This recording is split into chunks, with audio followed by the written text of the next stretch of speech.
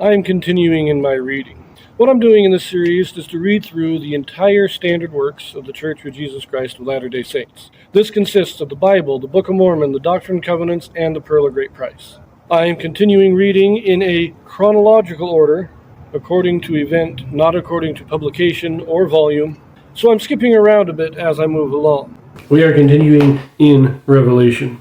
We read the 7 seals, which are kind of the overview of Earth's history, and we've been reading in the following chapters various things that will happen sometime between the first and second coming of Christ. The apostasy, the restoration, the rise of the beast, and lastly, what we just read, were the 7 great plagues, the last tribulations, the last devastation that is to happen before the coming of Christ. I don't think we have reached that point yet. I don't think these 7 plagues have begun, but we are getting there. But that's what we read last, and now we're going to pick it up in chapter 18. And I will say that in this chapter there are no Joseph Smith translations, so we will not be reading that. The Revelation of John, chapter 18. And after these things I saw another angel come down from heaven, having great power, and the earth was lightened with his glory. And he cried mightily with a strong voice, saying, Babylon the great is fallen, and has become the habitation of devils, and the hold of every foul spirit, and a cage of every unclean and hateful bird. For all nations have drunk of the wine of the wrath of her fornication, and the kings of the earth have committed fornication with her, and the merchants of the earth are waxed rich through the abundance of her delicacies. And I heard another voice from heaven, saying, Come out of her, my people, that ye be not partakers of her sins, and that ye receive not of her plagues. For her sins have reached unto heaven, and God hath remembered her iniquities. Reward her even as she rewarded you, and double unto her double according to her works. In the cup which she hath filled, fill to her double. How much she hath glorified herself, and lived deliciously, so much torment and sorrow give her. For she saith in her heart, I sit a queen, and am no widow, and shall see no sorrow. Therefore shall her plagues come in one day, death and mourning and famine, and she shall be utterly burned with fire, for strong is the Lord God who judgeth her. And the kings of the earth who have committed fornication and lived deliciously with her shall bewail her and lament for her when they shall see the smoke of her burning, standing afar off for the fear of her torment, saying, Alas, alas, that great city Babylon, that mighty city, for in 1 hour is thy judgment come. And the merchants of the earth shall weep and mourn over her, for no man buyeth their merchandise any more. The merchandise of gold and silver and precious stones, and of pearls and fine linen, and purple and silk and scarlet, and all Thyine wood, and all manner vessels of ivory, and all manner vessels most precious wood, and of brass, and iron, and marble, and cinnamon, and odors, and ointments, and frankincense, and wine, and oil, and fine flour, and wheat, and beasts, and sheep, and horses, and chariots, and slaves, and souls of men. And the fruits that thy soul lusted after are departed from thee, and all things which were dainty and goodly are departed from thee, and thou shalt find them no more at all.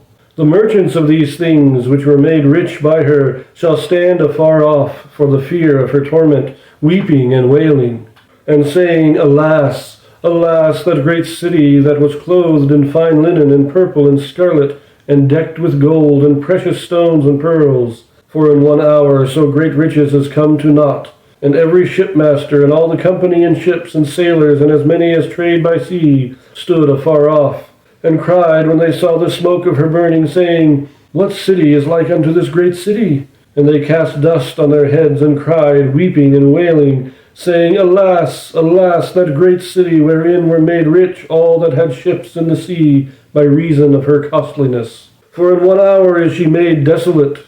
Rejoice over her, thou heaven, and ye holy apostles and prophets, for God hath avenged you on her.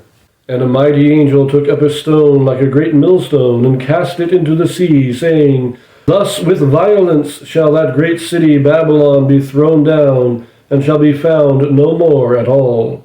And the voice of harpers and musicians, and of pipers and trumpeters, shall be heard no more at all in thee. And no craftsman of whatsoever craft he be shall be found any more in thee. And the sound of a millstone shall be heard no more at all in thee.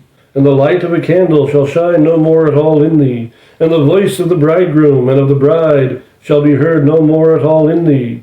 For thy merchants were the great men of the earth, for by thy sorceries were all nations deceived, and in her was found the blood of prophets, and of saints, and of all that were slain upon the earth. Now, this is a long chapter, but this is the fall of Babylon. This is spiritual Babylon in the last days. This is not the city of Babylon itself. The great city of Babylon, I think this is kind of Western civilization is kind of being represented here. And you can see all the things that the merchants were selling. This is the economy of the modern day. Gold, silver, precious stones, fine clothes, the vessels, these are your dishes, but also, frankincense, ointments, beasts, sheep, oil, fine flour, wheat, so that's your fancy food, also the fruits that they lusted over, but also slaves and the souls of men. That reminds me of the sex industry, you might say. Prostitutes, pornography, trading on the souls of men. And who is weeping for him, or her? Who is weeping for the city? First, the kings. But these are, not necessarily kings, but political rulers, political leaders, mourning the fall of Babylon. And I think it's a collapse of Western civilization is what we're looking at here. And the United States is Western civilization. It is the most powerful. But the heart of Western civilization is really Europe. So we have this collapse. The kings or the rulers, the political leaders are mourning. The merchants, these are your businessmen, your traders, they're mourning. The sailors, so the shipping industry is mourning. Everybody is mourning the loss because if Western civilization collapses, the entire world economy is going to collapse with it. And notice nothing is found. There's no music, no crafts. The millstone would represent the agriculture. No light, no marriage. Nothing exists. The city is completely destroyed.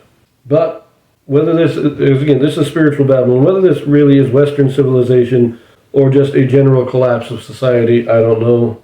But you do know that near the beginning there, heard a voice from heaven saying, "Come out of her, my people, that you be not partakers of her sins, and that you receive not of her plagues." So the saints are being called to gather out of Babylon. This is the beginning of the rise of Zion. As the world collapses, Zion rises. That is all I'm going to say on that one. There's no Joseph Smith translation, so I will see you in chapter 19.